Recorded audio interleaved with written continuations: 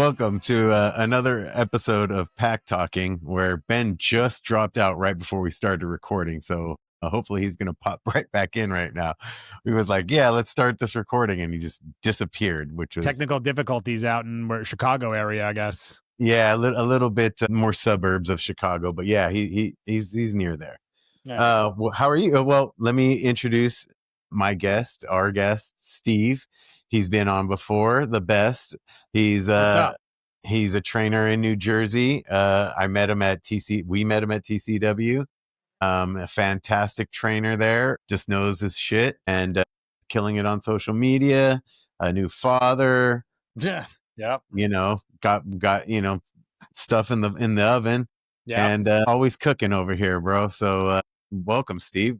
Thank you, bro. I appreciate that. Happy to be here. It's awesome. Just want to make it very clear that I'm a New Yorker who lives in New Jersey now. It's a very big thing over here. So I don't want anyone thinking I'm a New Jersey born and raised. That's not the case. So, okay. So to make sure everybody knows. Hey, for sure. But hey, you have a beautiful place in New Jersey that no way you could afford not in the city, at least. No. Dude. And that place is freaking fantastic. Oh, Ben has rejoined.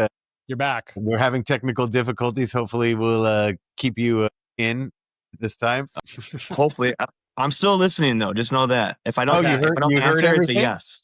So we can't say anything bad about him even if he cuts out. All right, got it. good to know. Good to know. Well, we say bad stuff to his face, so we're not. Exactly. That's how we roll over here. We don't talk behind each other's backs. Right to the face. Everything we say is right up front and full of love, dude. Honesty and integrity.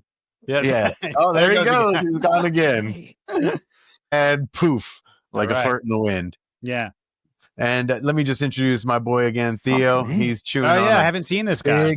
Yeah, he's got a big old freaking antler that he's chewing on. We got a deer antler or something? I can't hear you right now. It's an entire antler, basically. Carly was on some horse farm, I think in like Texas or something, and she just like found an entire freaking deer horn, like intact, like 7 points or whatever, and she brought it home for us, and Lena chews the heck out of it, and so does this guy, and Ben's back. How's that guy doing? How's he doing, that guy? That's like, what is he, like a chow mix, right, this guy? Yeah, he's 50% chow. We revealed it on the podcast hasn't come out yet. It'll be coming out Sunday, but we had Angela and Megan on there, and because they're the rescue that gave him to me. Nice. And he's 50% chow, 20% husky, like 10% super mutt, and like the rest is small poodle, which makes no sense to me because he's a gigantor. But somewhere down the line, someone was getting some big loving. Yeah. But and so he's your dog now. He's your dog now. Yeah, I've fully adopted him. Nice, he's mine. Congrats.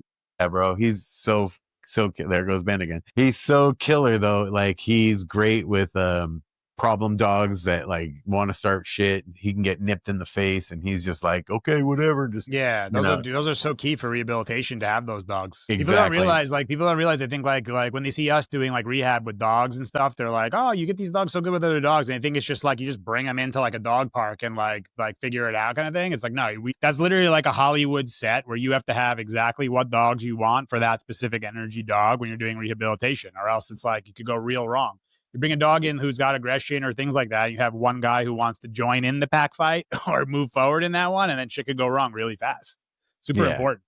Yeah, that's why when I asked Angela, I was like, this guy has to be bulletproof, man. He's got to have other dogs be stupid, and he is still going to be good.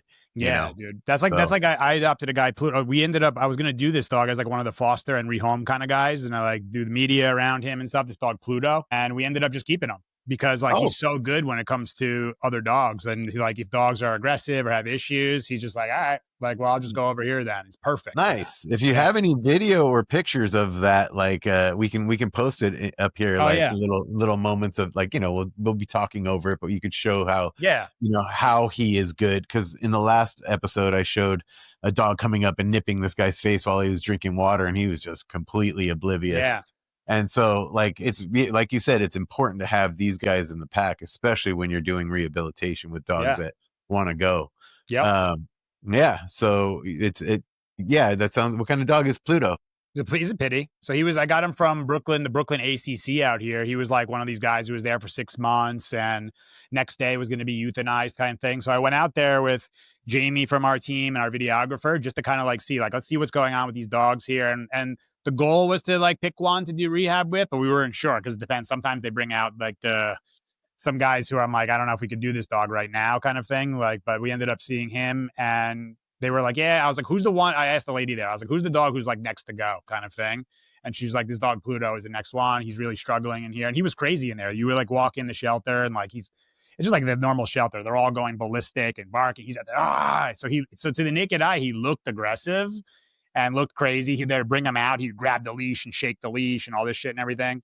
But I just saw him. I was like, this guy's just pent up as all hell, and he needs someone to like just lead him. That's what I saw from him. And sure enough, like I literally got the leash. It was funny. The lady handler there, she didn't know that I like worked with dogs or anything. She goes, "Are you sure you can handle this guy?" And I'm like, "I think I can. Like I think I can do it." You know, to put the leash. And then when he went to go for the leash, I just gave him like one correction. And he like looked at me like so confused. And then right from that moment, I just like, let's go run. And we went running around Brooklyn, like some ghetto area in Brooklyn and stuff. But I had the pity, so I was all right. and then he was good. And then we ended up bringing him home, ton of exercise. He was just wound up, super wound up guy. So after that, like we just worked with him on draining a bunch of energy, the bike rides and all that stuff. He was like 17 miles an hour on the bike, flying on the bike, like, free finally kind of thing, you know? Yeah. And then I started working him with my guys, with Nico, Marty and stuff first, just to see how he was. And he was good with them. It was like, what do I do with all this energy? So we just taught him social cues and stuff. And now he's like amazing. He's like super chill pity now. Awesome. I love that he's actually a pity because, you know, today's day and age, we need ambassadors for that, for the whole bully family, because they're you know, it's just speciesism against the, or not, it's like breedism. I'm sorry. Breedism. Breedism. Yeah, well, the media loves it. It's great for media. They get a lot of clicks when it says pit bull mauls or pit bull kills or pit bull whatever. It's like just that word gets a lot of clicks. So it's, again, comes down to the money thing. So they make such a polarizing topic out there, and people just don't understand them. They just really don't understand. It's just an intensity thing that they can get. And if you raise them the right way, they're amazing dogs. You know what's another one too with that, I'll tell you, is like, I got this one guy, and then one of them, he was saying like, you're full of shit. It's like about the game. Like these dogs have game drive. I'm like, okay, fair enough. Some of them do have like a higher game drive, which is like the fighting side of them and stuff like that. But you can still totally control that thing. They just don't realize how to do it. A lot of these guys are like trainers, or girls are trainers, and they're thinking like, sit down, stay calm, heel. I'm like, all right. Well, are you doing that with excitement? Because you're going to get that guy aroused. And when he's aroused doing all that stuff, he's going to be like, look at that fucking dog over there. What's up with that thing? You know, or look at that animal, like kind of deal. So if you just keep calmness and leadership, you can get it with any dog. It's like, totally. I don't know. It's like why I got that's why I got Nico, honestly. Like I wasn't like Ben's going to be pissed at me, but like I wasn't like dying to get a German Shepherd when I got him. But I was like, you know what? Like this guy, I was like, I want to get one, and I want to get a working line one, because everyone says, oh, those dogs, they're crazy, blah, blah, blah. And it's like, they can never be calm. It's like, all right, then go explain him, just like laying around in the house now and stuff like that. You can do it. You can do it with dogs if you know what you're doing when it comes to dog psychology first. Right. It's about the mindset. Go ahead, Ben. I'll say that's right. I was just in agreement. Yeah, it's about the mindset rather than the body position. That's what the trainer, you know, is missing compared to what you're going with. You're trying to get a calm mindset rather than a sit down while the dog's still looking at the other dog. Yeah. We're just like chilling, and whatever is going on is going on. Yeah, and we're just chilling, dude. Like, okay. I'll give you a perfect example of what you're talking about right there. I had a lady who came to me just recently. It was probably like 2 months ago. She paid $100,000 for a protection dog. It's a giant schnauzer, black giant schnauzer, female. So she calls me and says, like, my dog, I paid $100,000 for this dog, and this dog is like really afraid of everything in New York City. And she got it for her, like her dog, to keep her safe and all this stuff, because New York's getting a little sketchy these days. But she gets this dog. And so she's like, I was like, let me see the dog and bring it for an assessment. And the dog was just an anxious, nervous dog. So I was like, but when she brought the dog in, sit, no problem. Down, heel, stay. But while doing it, anxious as all hell, nervous around everything kind of thing. So I said, this dog doesn't need any training, just so you know. She needs rehabilitation. She's not balanced, this dog. Right. So we ended up spending a month with her, and I had spent a month with that dog. And people were like, what did you do? What was the stuff? And I'm like, take her out of her kennel, and when she started getting afraid of the dishwasher, start walking back in front of the dishwasher, then start associating play around the dishwasher, then the umbrella, then like all these things that were like terrifying to her. And a lot of them, what I was doing with her was I was just trying to find things that like motivated her. So she loved the ball. And if she loved it, for whatever reason, she loved doing the treadmill. So she was like really doing the treadmill. So I would like have her going on the treadmill. The mind's like moving forward and stuff. And then I just bring out the umbrella. She at first like this, and then I let her go through that and settle. And then I open a little bit and then close, and a little bit more. And then by the end, it's like vroom, vroom, vroom, vroom, vroom. And she's dealing with the umbrella, you know? Yeah. But there's like slowly desensitizing them. Yeah. Because people sometimes they when they hear us saying that stuff, they're like, oh, you do flooding, you flood the dog, you just overwhelm. It's like, no, that's not the goal, is to flood them. Or the goal is to bring them to right where their threshold that they can tolerate is, and then bring it back, you know, a little bit more. And then you can increase that line a little bit more down the road. Definitely. But you got to know what you're doing. Small incremental steps towards the goal. You're not taking giant leaps, but you're just taking very, very small little movements. Especially for fear. Especially for fear. Yes. You know what I mean? Like for fear stuff, you have to take those little steps. And by the way, even when you're doing it and if you do cross threshold and the dog has a bad experience, you just finish it good. And you say, all right, the mental note, I went a little bit too far for that. Now we just got to come a little bit back and then continue on. Definitely. Yeah, definitely. But let me switch up topics real quick on you. Tell me something now that you didn't believe when you started training. You know what I mean? Tell me when you went into this whole field, something that is different now that you're like, I didn't think that when I first got into this, or just something that surprised you. I think the biggest thing, like before I knew anything about dogs, really, like before I knew about dog psychology and all the stuff that we do, was I saw it as dog training like everybody else does. Like I read the books, I was interested. It was a hobby for me. Like it was one of those things where I go to the shelter and walk some of the dogs there just because I enjoyed it. I like being around dogs. I would be at my friend's house instead of like, don't get me wrong, I played the Nintendo and all that stuff, but I would also spend more time like, oh, you have a dog? I want to go play with your dog instead of like play these video games all day long kind of things. I would read the books. I would watch the videos of all the trainers of the time and stuff. And honestly, it was like kind of boring. I just thought it was like sits and heels and stays and using food and corrections and all that kind of stuff. And then the day came when I saw I literally remember the day. It was like my mom goes to me. She's like, hey, you should put on Oprah. And I'm like, why the fuck would I put on Oprah right now? You know, and she's like, this little Mexican guy's on there with his pit bull. He's about to meet Oprah's aggressive dog. And I'm like, I need to see this. And I was still like, for growing up in the New York area, like, oh shit, pitties are dangerous. This is going to be crazy to see. Like, this dog's probably going to go nuts. And then I got to see Caesar talking with Oprah.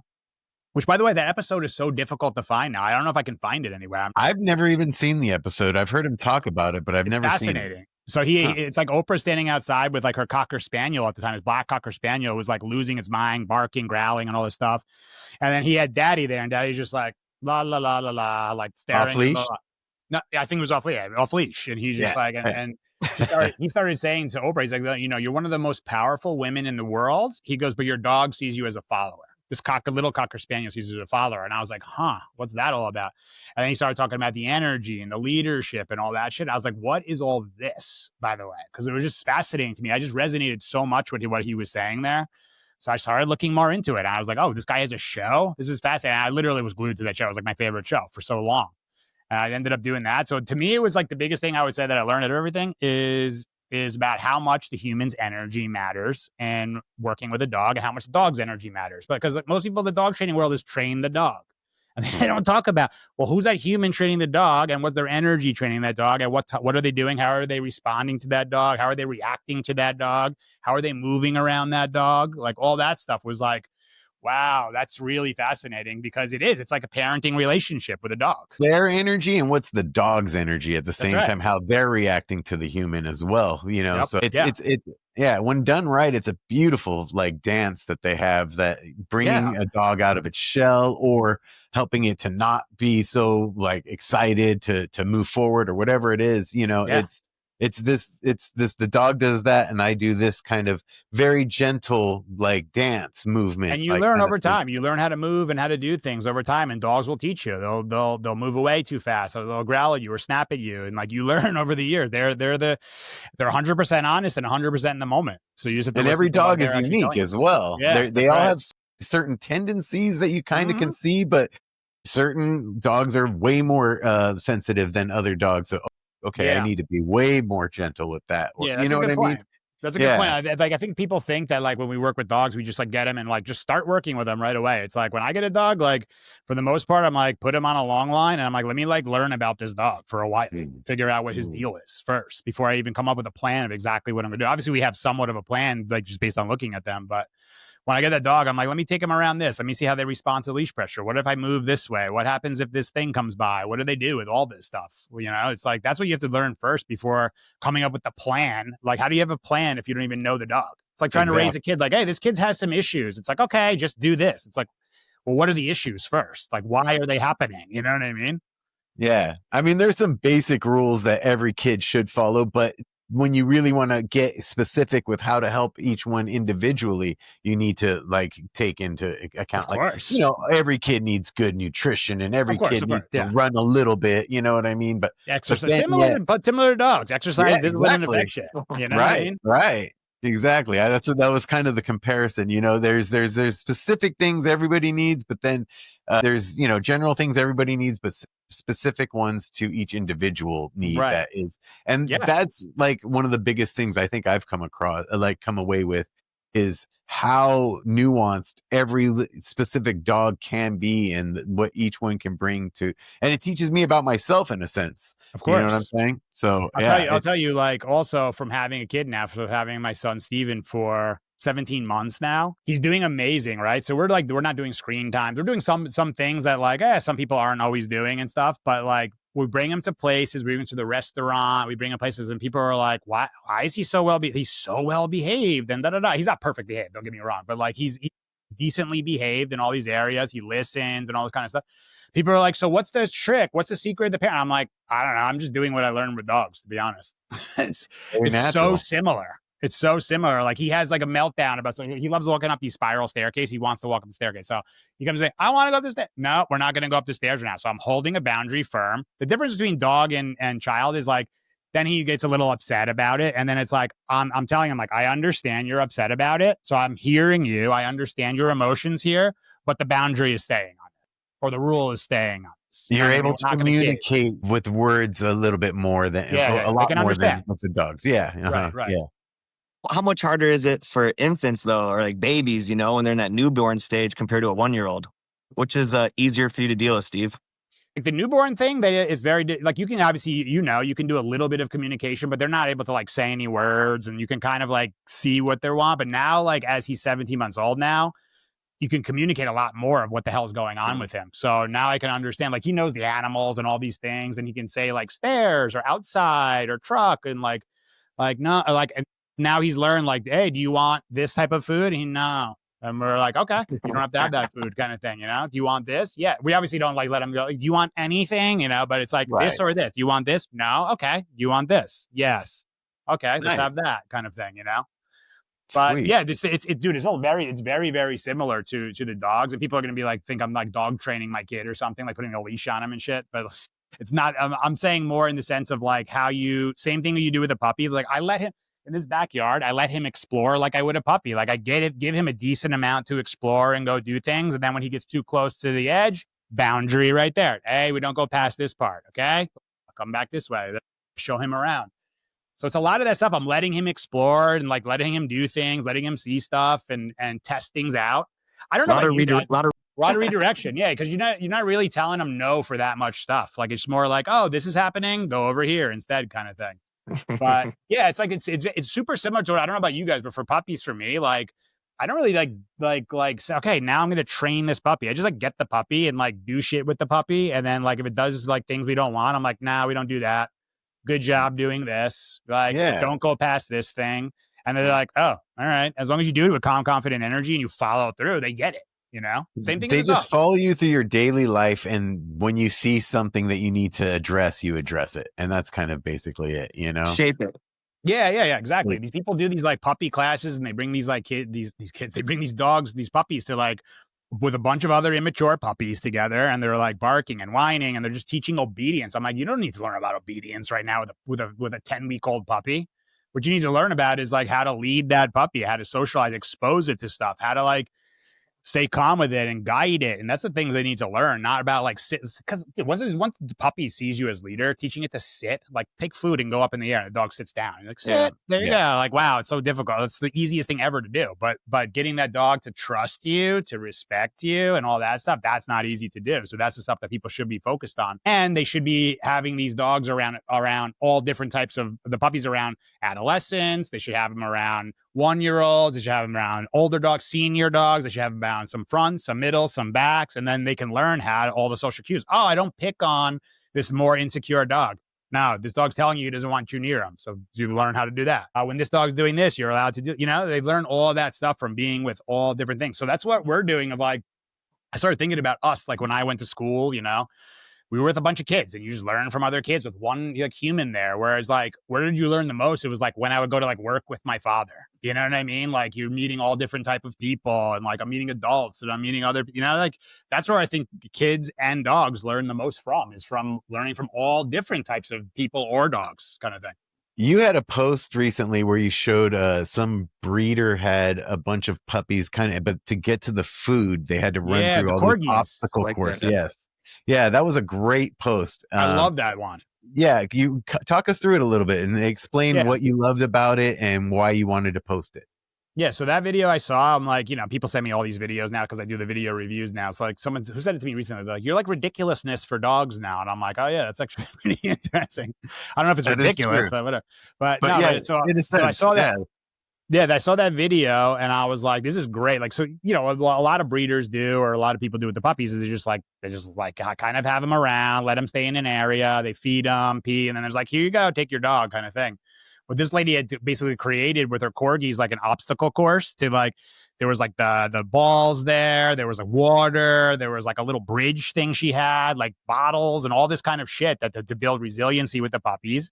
And you can see them have to like navigate through all that. So it's a little bit low level adversity for puppy. They start going through stuff and they figure out how to go through it all. What I loved about it the most though was like being able to see the pack positions with those guys. Cause you see the ones who come up and like, oh, what's this? All right, water, blah, blah, blah, I'll go eat. But even the first one that was there was like, ended up being one of the last ones to go, which tells you more back of the pack. Like, I'm really having a hard time. How do I do it? Okay, I'm going to do it. So then you start seeing the pack positions. And we always talk to our clients about, I'm going to get a corgi. I'm like, all right, which one? Are you getting that front of the pack corgi, a middle, or a back of the pack? That's what matters way more than that you're getting a corgi, because exactly. Like you guys have worked with the corgis. It's like front of the pack corgi who means business. All right, good luck. Kind of deal, Yeah. Versus like a soft, sensitive back of the pack corgi. It's like that dog is like most people could deal with that dog as long as they know how to don't overwhelm the dog or don't let it lead, Right. End it well. Yeah. What I liked about the video is kind of what you were saying earlier about them learning from each other, them learning from adults, and like that one puppy that was struggling the entire time. He was watching all the other puppies kind of go and make it through. Yeah. And then the owner didn't go and grab the puppy and bring it over. The owner was kept saying puppy, puppy, puppy, which means come to the puppies, right? Doing motivation. Doing motivation. Right. Yeah. She didn't do it for him. She let him or her go through it themselves. That's like a key point, I think, to raising puppies or even other dogs that we have to rehabilitate afterwards. Yeah. It's so because true. They have to.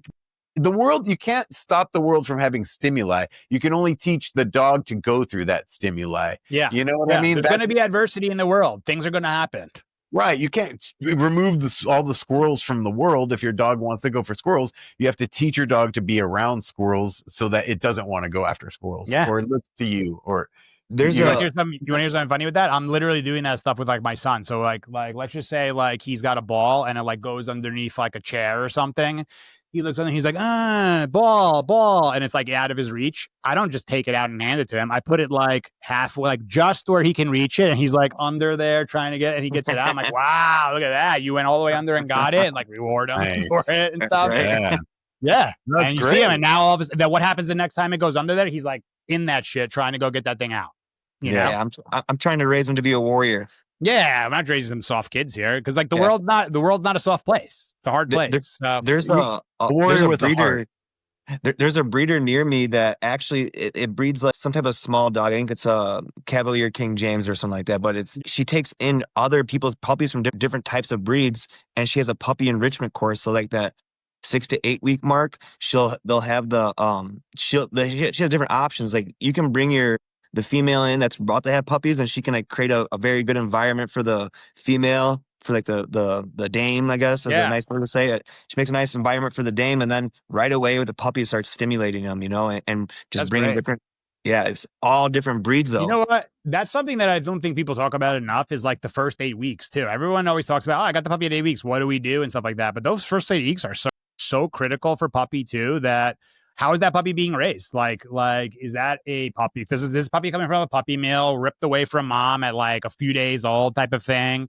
Or is it a singleton by itself? Like, doesn't get the experience of feeding next to other puppies and sleeping with other puppies. Like, it's a huge deal of how the breeders or rescue and stuff like that, how are they dealing with these puppies in the beginning? Because I don't think people talk about that stuff enough, of how much it matters. I'm like, I love the rescue. I think it's great. I want to like rescue dogs. And obviously there's so many great dogs to rescue and stuff like that.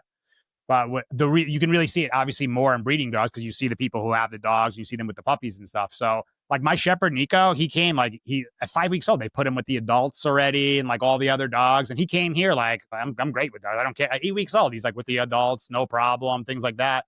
Meanwhile, the Cavapoo I got, they didn't really do it as much. Dawson, he didn't do it as much with him. And he was more like, why is that dog so big? What's this thing? Sensitive. What's that? Yeah, way more sensitive to things. He never was exposed to any of it. I remember when you got Nico, I've got a couple pictures of me and him. I'm gonna put them up here of him just like a super puppy. Looks like a little wolf or something. He's so cute. He's so cute. Yeah. He's great. He's by far the best with the baby and stuff. Like they're all great with the baby, but he like knows like, oh, the baby's in this mode, I'm going over here. Like Marty, my American Bulldog will just be like flopped in the middle of the room while he's like all rambunctious. And I'm like, oh, why is he doing this? And I'm like, dude, just move out of the way, you know? But that's a little bit of the difference of the shepherd intelligence and the Bulldog. that shepherd intelligence. It's crazy. That's something I actually recommend to people. Not all of them, but it depends on where they're getting a dog. Or even, this is more specifically towards breeding or breeders. Is I'll tell people, hey, if you can pay for an extra week for that dog to stay there, and it's a good mom and dad, like you do that. Worth it. If you have an option, that last week is gold. Yeah, 8 to 9 weeks. Yeah, to me, like 8 weeks is bare minimum. Like 8 weeks is the bare minimum to me. Like I hear people, I got him at 6 weeks. I'm like, damn, way too early. Like 7 weeks, my God. Like 8 weeks, even for me, 8 weeks is like pushing it, 6 weeks, in my mind, you're going to have problems. It's not necessarily a maybe for me. Like it's gonna come up somewhere. It's not a coincidence. Like I do these video calls with people all over the world and shit. And like when they tell me like, I hear the stuff, and then I'm like, so where did you get I got him as a puppy. We got him really early and we had to bottle feed him. I'm like, yeah, there you go. That makes total sense to me now, Or this puppy was like, removed from its mom super early. Yeah, I know. That's it's like removing a child from its parents like super early and just sticking them into like whatever. They miss all that learning experience and all that nurturing too, Yeah. Not only that, they're getting not only no like learning, they're getting the wrong learning at the same time. You know what I mean? Because if no learning is one thing, but the wrong learning, when their minds are like sponges, it's like you're teaching them to do the wrong thing, and that's right.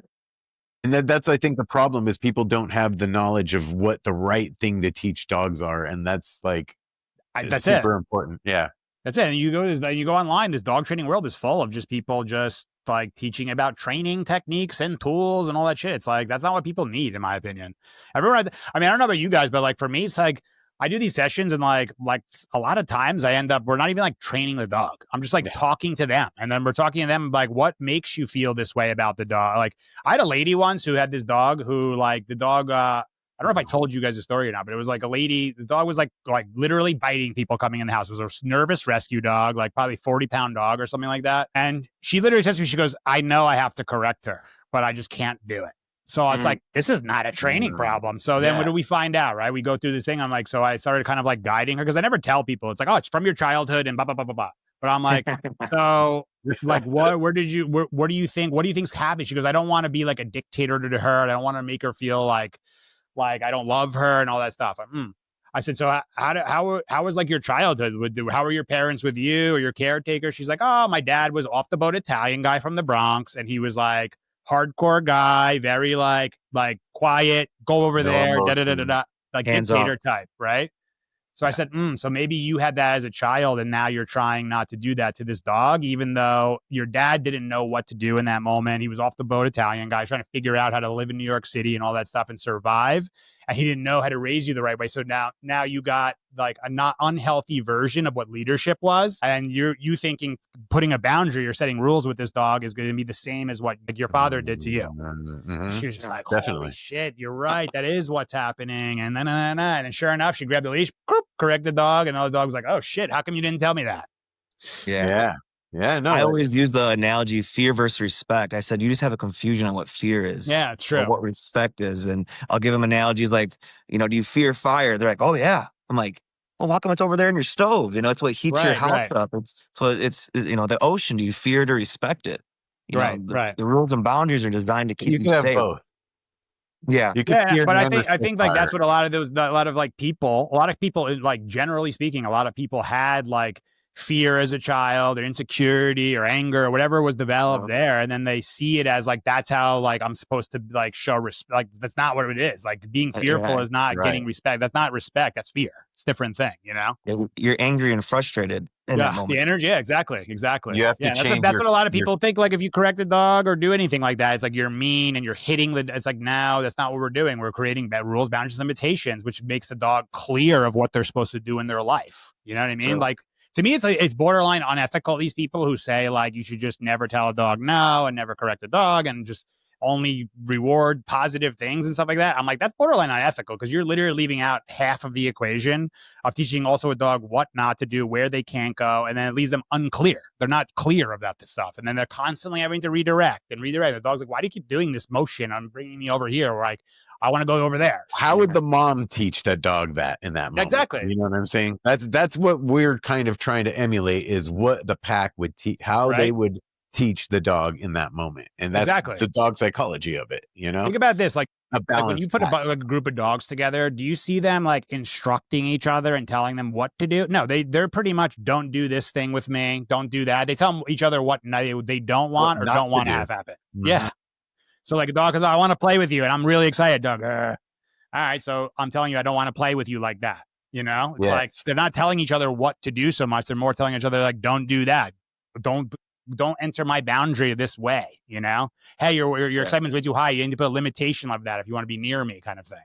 You get a little bit of the like the dog wants to play with the other one, so it's like a soft an invite, rather than like an unrespectful or disrespectful form of coming in. So when it's that, then it's like that's what we try to emulate with the dogs as well. We try to make it into like a positive experience of, hey, let's instead of being fearful, let's have a little balance and make it into a joyful moment. You know what I mean? Right. Yeah.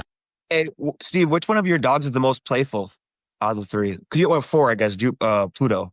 Yeah, I have another guy. I have actually 6 now. So I have like Luigi. Oh. Luigi's still going. He's like 16 years old. You know Luigi, right? Yeah, Bobby. Amen to that, dog.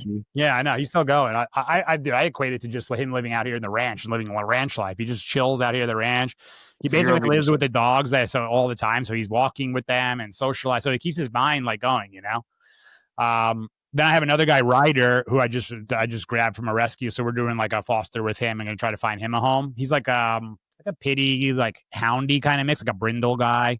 But out of the dogs who like live, so there's 3 of them who really live up here, which is Nico, the Shepherd, Marty, my American Bulldog, and the Cavapoo. I would say Marty is probably my American Bulldog is probably the most playful. Nico's like right there for sure. Dawson, not as much because he's just more sensitive and he's trying to play with those guys, which is not always easy for him.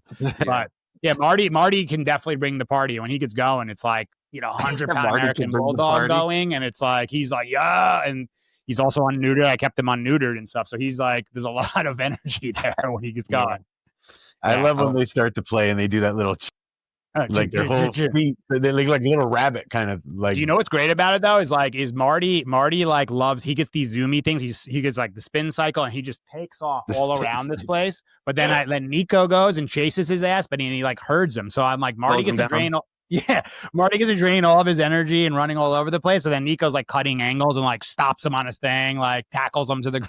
It's like it's perfect. Nice. Like backs Well, hurdle. they're working each other in a sense, Yeah, kind of. You know yeah, what yeah. I mean? And then Dawson the cockapoo's in the back, rap, rap, rap, rap, just barking and like, yeah, okay, you guys do that, you know. He's joining in. Yeah. It's good. We're gonna say something, Ben. You look like you wanted to pop I was in. gonna say, do you have any animals at your place right now, or just dogs? No, not yet. So right now we're like, I'm in the phase of I'm trying to get approvals to build another building here to like expand the boarding and daycare and the training and all that stuff. Yep. So once we get that done, and we start doing construction there, then the plan's going to start to get some animals. So hopefully next year we'll start getting some stuff here. We'll probably start with chickens, then get to some goats and start with that stuff. And then maybe we'll graduate to some the llama or whatever, some of the other stuff, mini horse or whatever. I'll turn you on to these cool chickens not chickens, is cool ducks that are a lot quieter and they're a little bit more forward than a chicken is. If that makes sense. Yeah, so they're really good to have around dogs though. I had a client the other day and I have pretty friendly chickens, but these ducks are super forward. I can't think of the name of them right now, but I'm gonna get some of those. That's the dogs and the animals though. That's for me is my. That's a great one. Of that. You know what I love? It's like, especially for aggressive dogs and stuff like that, other animals are great because they don't have that association. Like if you bring a dog from like some like Rottweiler from New York City or something, and you're like, you bring them around dogs, they know how to do it with dogs and get crazy with them and stuff. But like you bring it around like a llama, they're like, what the fuck? Like, and then right in that moment of confusion, you can tell them exactly what to do in that moment, you know? Yep. I use the confusion to actually help you in that moment. Oh yeah. But my favorite example of what you're saying is basically Rio at the ranch. I was just going to say that. Yes. Basically how he sets a boundary on any dog and like they're like, what? You know? Yeah, and right in the moment when they're going, what? He corrects them right there. Yeah. And then we follow, and then Caesar will follow through. Yeah, I agree with him. Go back to calmness. And then all of a sudden then you got super humble, and then you can bring them up and learn how to trust. But they have to get the respect first, especially with prey. Definitely. Hey, parrot is another level though. I don't know. I know. I don't know if I'm ready for that either. See, I asked Caesar. I was like, should I get a parrot? He's like, no, dude, they're a lot of work. They're screaming half the day and stuff. Rah, rah, and all this thing. I'm like, I don't need that. You're going to have to will them over to your kids too. Yeah, I know. Yeah, I know. They're like 100 years old, 80 years old, these things, right? Really? Yeah. Wow. Yeah, they live a super long time. Yeah, like 60 something years, a lot old. So how old is your son now? He is 15 weeks old. 15 weeks. Holy cow. That's great. Yeah, it's good. I just took the first 4 weeks off and then I went back to work and Tuesdays and Thursdays I take him and I do 5 o'clock consults now, and my team is doing a really good job, so I don't have to be out with the clients or the dogs as much on those Tuesdays and Thursdays. But yeah, life's different, I'd say. I can't imagine. Sure. I can't imagine what Andre and Calvin's childhood looked like. You know, I don't. Right. I just don't know what it would look like. You know what I mean? It's. I think Caesar says he wasn't. He was like so busy with like stuff. He wasn't around as much as he wanted to be. That's what he told me. He was like, he just said it's like I couldn't be around as much because he was filming Dog Whisper and doing all that stuff. But there was constantly dogs around and all that kind of stuff. But they were immersed in it for sure. Yeah. Do you spend as much time with your kid as much as you want to right now? Would you say? Yeah, I spend a good amount. Like I'm working from home. Like the ranch is here. We live here, so. Basically, like I'm either up here during the day or I'm like in my room or I have like, we bought an RV, so I'll go in there and stuff. And when I need to like focus on like, if it's like media stuff or business things and all that, I just go do that. And then like, I'm throughout the day, like I'll spend some time with him. And then like he's napping, I'm like, perfect time for me to like go work and get a bunch of shit done now. Mm-hmm. But yeah, I get to spend a lot of time. And I ended up being like, I just made the decision. I was like, once like 5 o'clock rolls around, like I realize I'm going to probably not make as much money in life and all that, but I'm like, I'm done at that point. We eat dinner around that time. And then it's like, we're outside with the dogs. We go for a walk. We like walk the trails here, have fun, play and do all that stuff. And it was also one, like for a while, I went to Scotland to like learn about business acquisition and stuff and buying businesses. And I like put this whole team together to buy businesses. And our plan was to buy like the dog daycare and boarding places and like bring dog psychology to them and make them better and all that. So I literally put the whole team together. I started looking at places, and then it got to a point where I'm just like reading like balance sheets and P&Ls and like all this kind of thing. And just so much time was involved in it, and like the lawyers and the accountants and this. And I'm like, Yeah, I can see how lucrative this could be, how much money you can make doing this, but I'm like, it's not about that shit for me. Like we do good enough to like survive and like live a decent lifestyle here and stuff like that. And to me, it's way more important to be like with my son, with my wife, with the dogs, with my team here, like making media, doing this kind of stuff, like talking with you guys, and like sitting here and being like, so the profit, and we could offer 3. I'm like, fuck that shit. I just like. And not to mention these boarding places too, like to change the culture of these places. Of basically, a lot of these places pay people like very cheap prices, like 12 an hour and stuff like that. They overturn staff so quickly. They're not really focused on like doing the right thing with the dog. It's just like caring for the dogs. Like put them in there and move them here and feed them and da da da da. It's like, I'm like, I feel like it's going to be more work to try to like change these people's mind and get the right people and change the whole thing than just doing it from scratch if you were going to do it. Yeah, just do it. Just make it, local to you, I guess. Yeah, just start from the beginning, or just keep it going. If you're going to do a location, you would have to like bring some people. But to me, I'm just like, I don't even know if I want to do that, to be honest. Yeah, it reminds me of the lifestyle in Italy, how they pause during the day, they go home and they eat and they do that. And siesta? What do they call that? It's like a siesta, or basically, And they go home, they have their family time, then they go back and work a couple more hours until the end of the day, and then they're done. And you know, it's you're not going to make as much money, but you're going to live a life worth living, rather than just burning your ass out. I don't know if you heard it too. Like, and for me, like I hear all these people saying how fast the kids grow up, like how fast they grow up. Like even for me, I'm like, this kid's like Steven's 17 months old. Like I feel like we just had him. It's like, it feels like it was 2 minutes ago. Like for you, Ben, I'm sure it's like he's almost 4 months old. Your kid. It's like, I feel like I was just texting you congratulations like last week. You know what I mean? So it happens so fast and they grow so fast. And like, I listen to these entrepreneurs, these business people, and they're like, they have all this money and stuff. And a lot of them will say like, yeah, but what I would give to go back to when my son was a toddler. Yeah. And I'm like, shit, my son is a toddler right now. So I'm going to maximize this for shit right now. Yeah. I'm hyper aware, especially the past year I have, of that whole time and how dwindling it is for everybody. And just think about how when we were younger, how long a year took, you know, and then now think about how fast a year goes. Just boom. I feel like the older you get, the faster time starts to move, dude. It's so interesting. Crazy. It is like a week will just zip by like nothing sometimes. It's relative. I mean? Time is relative. I love it. And it's you know what's so great too about having him around now? It's like, just like the dogs remind you of like life is simple, we make it complicated, like Caesar says, right? It's like I'm like, all right, we got the media, we got this, okay, the business, I mean, this got all this shit going on, and then he's like, can we go outside and put the sprinkler on? You know what I mean? And like run to the sprinkler and think it's the greatest shit of all time to go. And if God forbid Marty or somebody goes and bites the sprinkler, the funniest thing ever created. And I'm like, you know what? What a fucking lesson this is too. Just like the kid, like dogs are teaching us, is like, can we just go outside and go for a walk and just like, don't take life so seriously either. It could be over in a second. Right now. Yeah, that's hard to do though. That's a hard thing to do though. Because of our society. Because of our society. Yeah, it's always trying to push us to do more. The pressures of building up your life for like what? I guess the only reason you build your life for me now is my son, right? I'm going to build him up. Right. My life for something to give him, I guess. But other than that, that's what the big thing happened to me. I'm like, you know, I always like people say, like, yeah, I'm gonna get rich and then then I'll feel happy, which is not true. But you guys work with like celebrities and shit. Like many of them are not happy. They're super famous. There's wealthy people. They're not happy. I've been in billionaires' apartments and I'm like, this guy's not happy. I don't care what anybody says. So it becomes one of those things. Is like, all right, so let's just say I was go do that business and buy all those businesses, and then I'll make like $100 million. It's like, okay, and then what? Like you missed your whole kid's childhood. You got all this money, and what are you going to do? Buy shit? That's boring. Like, who cares about that stuff? It's like, I want to actually spend time and have experiences with people and dogs and stuff, you know?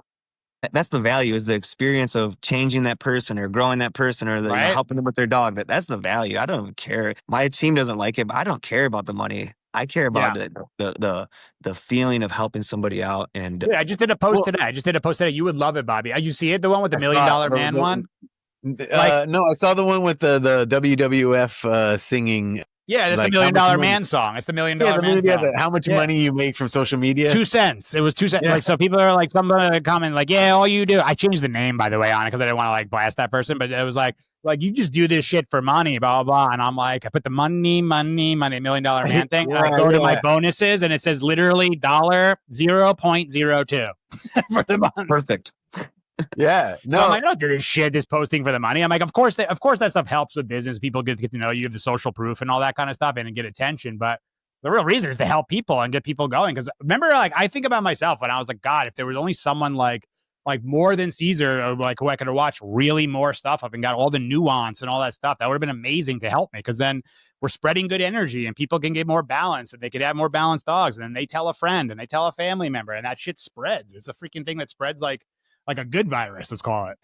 Yeah. What do you think your success rate is for your clients for them to make that change? Like, and not, they don't have to do the 100% change to better themselves, but how many people are actually changing or getting that next step in life is what I would call it. That's a good question. I would say, like, for me, maybe like half, maybe. Yeah. But I've gotten so much better about what cases I take now. So I'll be like, all right, let me see how out of balance is this dog and how willing is this person to change?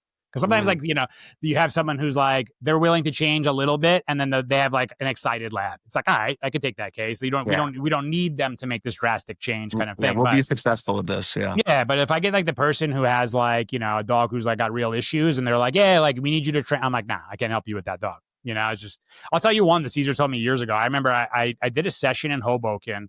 And it was like a 1 hour session. I spent like 3 hours with these people, like getting the dog to go on leash and do all this stuff. And like dog like did great in the session. So I walk out of it was literally down the block from the place that you saw, Bobby, in Hoboken, like from my townhouse. So I come out the next morning to go get a coffee. I look down the street. The guy's got the dog back on a harness, just fucking pulling all over the street. And I was like distraught by that shit. I was like, really, it was early in my career. And I was just like so frustrated and this kind of thing. So what did I do? I called Caesar. And I go, hey, I got a question for you. I go, do you ever give up on clients? And he goes, I'm expecting Caesar to be like this profound, like, absolutely not. He goes, yeah, all the time. And I'm like, okay. And I'm like, explain that. He's like, yeah, if the people aren't willing to change and I find they're not willing to change, then I can't help them with their dog. So I just move on to the next thing. I'm not really giving up on them. It's just I'm not wasting time with someone who I know I cannot help. It's like being a trainer at the gym and the person's eating donuts and not coming into the gym, but then mad at you because they don't have the biceps and the six pack. And it's like, and the training didn't work. The training's not working. It's like, well, you have to actually do the training and eat the right foods to actually get what's this thing you're asking for. Right. I use that analogy all the time. That's a great one too. Is like the fitness one. Because it's like, look, I can tell you what to eat and tell you what the workouts to do to get your beach body. But if you're telling me I'm having ice cream sundae like 3 times a day and I'm going to work out 1 out of the 5 days, good luck. Good luck. Yeah. It is what it is. Nature's not going to change for you. You know what I mean? Yep. You get what you deserve. If you're not putting in if you're not doing, you reap what you sow. So if you're sowing bullshit all the time, guess what? When the moment hits, you're going to be unprepared. You know what I mean? Yeah. It's what's the thing that Lynn always says? The best time to practice something is when it's not needed. Yeah. The best time to practice a skill is when the skill is not needed. It's a good point. It's a really good point. Yeah. And so, and then when it is needed, you have it, So, doesn't he say like the practice before the practice before the performance too? It's like you picture like, oh yeah, like a Broadway play or something. And you're like, you just go on stage like when the audience is there. It's like, what the fuck are we doing here? Like, how do we do never even have costumes on or anything. You're just like, you know what I mean? What do I wear? Where do I go? And that's what people are dealing with their dogs. They're doing that with their dogs. You know what I mean? Exactly. And there's improvising right there and they're rationalizing. Improvising and rationalizing. Yep. Yeah. Yeah, totally. It's so true. People don't really think about too, like how important the everyday life is with the dog. They're like, they think of this as like this, like, I don't know if you guys experience, but these people think like, I got to go like do this training moment with the dog and like do this training session with the dog. And then it's like, all right, we're done. And like back to, letting the dog climb on the couch and bark at the window and like give it whatever fucking toy it wants and all this kind of thing. It's like, no. The whole thing needs to change. The whole picture needs to change for you to do it.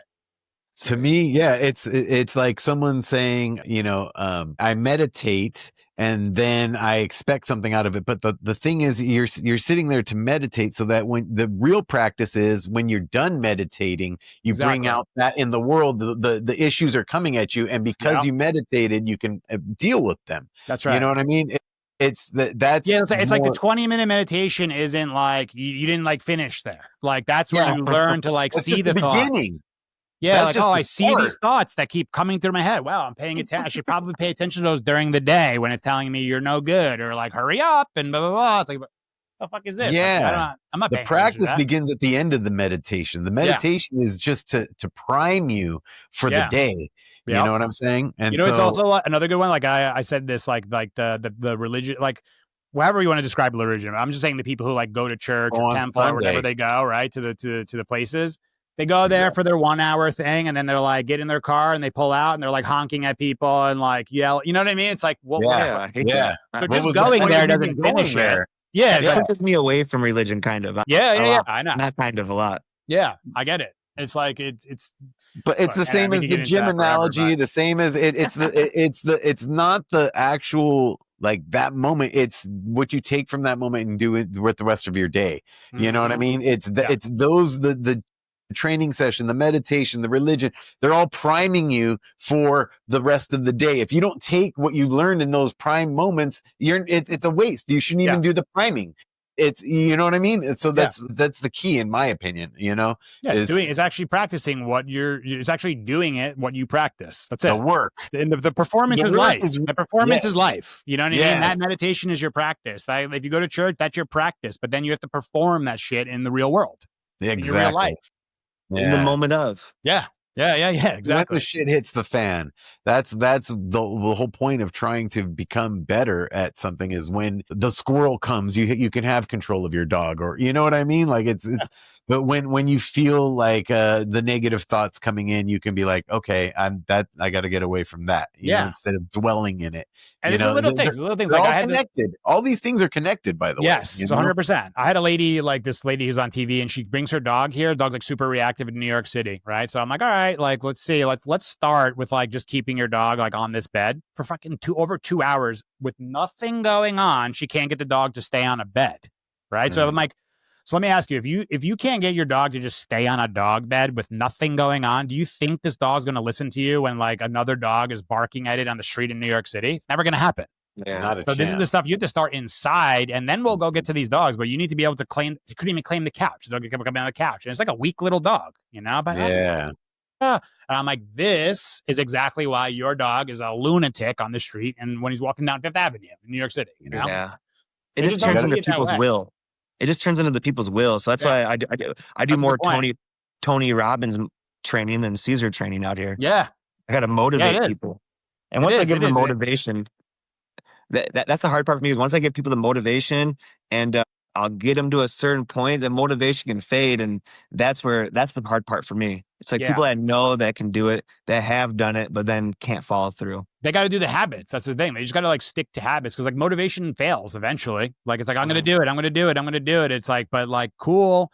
When that fades, are you still going to do those habits? It's like, you just got to create the habits. They like almost train the brain to be like, when this dog gets off this, I do this. When the dog does this, I do this. Like actually following. It's all about the follow through. Exactly. That's exactly what I was going to say. It's the habits, bro. The habits is good.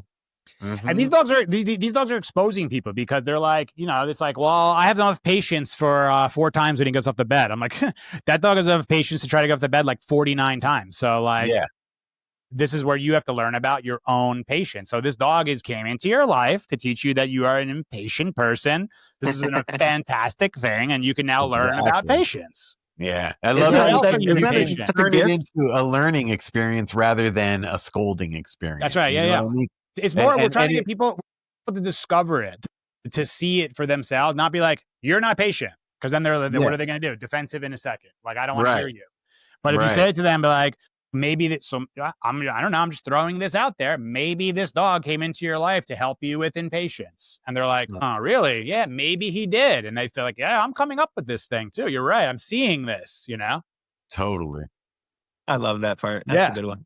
That is the best part. That's the way to make it stick the most, is to make them think that they came up with it. I like to ask questions. We said that last time, possibly. I always ask questions, and maybe what about this? You know what I mean? We know what it is. You know what I mean? Like you're nervous. Okay, lady. But like, so do you feel like confident here? Do you feel nervous? And then they have to like discover it and see it. Them like, I do feel a little nervous right here. That's interesting. So maybe that's why the dog is not feeling so trustworthy of you in this moment. People aren't even aware of their own feelings. And so you pointing it out to them and them, now they can, when it happens again, they can, have a reference point. Yeah. You know what I mean? I said I was on Caesar had me on that pack leader community thing like a few weeks ago or whatever. And I told him like one of the things I remember was like when he said, so how do you like on our pack walk? Like I was already pack walking dogs. He's like, oh, you're good at this. Da, da, da. And he goes, how do you feel? And I'm like, I'm good. He's like, all right, but what does that mean? And I'm like, well, what do you mean? Like, he's like, well, how do you feel? And I actually like realized in that moment, like I didn't know how I felt. I'd never even like practiced like, how do I feel right now? Do I feel excited? Am I nervous? Am I tense, frustrated, angry? What the fuck is going on with me? You're just that was when you were a student at TCW? Student. Yeah. In 2013. Okay. Now there's a new one coming up. You're going to be there, right? Yeah, I'll be there. In October. Tell me some of your favorite memories from either as a student or just top 2 or 3. Give me a couple. One. Okay, as a student, I would say, like, I mean, look, going there was like, I went there a little bit, like, I need to see what this is all about. Because I'm like, you have like the normal stuff of like, this guy could be full of it. Is he actually like the real deal and stuff like that? Absolutely. And I'm thinking I might learn like some really like high level like training stuff, maybe with the dogs and secrets and all that shit. And like the biggest secret was like, dude, you need to know yourself and you need to understand dog psychology. That's like the biggest thing. So that was like fascinating to me. And it was like way above and beyond what I was expecting with all the energy talk and like watching and bringing other animals. And we bring Lorenzo in and all the like all that stuff. It was just fascinating for me. And I would say just being around it now, it's like for 12 years now, the greatest thing is watching these students transform. Not all of them do, don't get me wrong. Some are less than others and stuff. But the ones who surrender and go in there and say, I'm going to come in open to see myself, to learn this stuff. The changes are profound in these people. So this is why I stayed part of it for so long. It's like not easy to like fly across the country and get away from business. And now with my dogs and my son and my wife and all this and everything, it's not easy to do. But I'm like, I just, and the biggest thing is seeing you guys. Like when we're all there, like getting to be around people. It's so rare in the dog world or really in anything, but in the dog world to have a bunch of people who have their own businesses, their own things. And like, we're not in there with ego, like who's better than the other one, and get along and just talk about stuff. And everyone's like, you ever deal with a dog like this? It's like, yeah, I did that. Shit, that's interesting. Blah, blah, blah. It's not like I know the best way and you all need to listen to me. It's like, fuck you. Those people don't last. They get washed out. Like push out. Would you say you go to Caesars for your own wellness then more than anything? For sure. Yeah. That's what I would say. Watching the transformations definitely is one of my favorite things. Sometimes when like in Fundamentals 2, when they give those speeches at the end and they become so vulnerable and the tears start flowing, I'm back there weeping like a little baby all the time, trying to like not let everyone see me. But dude, I feel those people so deeply. It's a testament to them feeling safe there. Like we make those people feel safe. They realize we're not there to judge them. And first, they come in, especially the welcome dinner. You're like, they're all like, so like, what's going on? And then the microphone comes around, like, I'm from here. And like, I'll close off. And by the end, they're like you said, they're on stage, like basically sharing that they had like an addiction or something happen or what I learned about myself and blah, blah, blah. It's like, it's pretty crazy to say.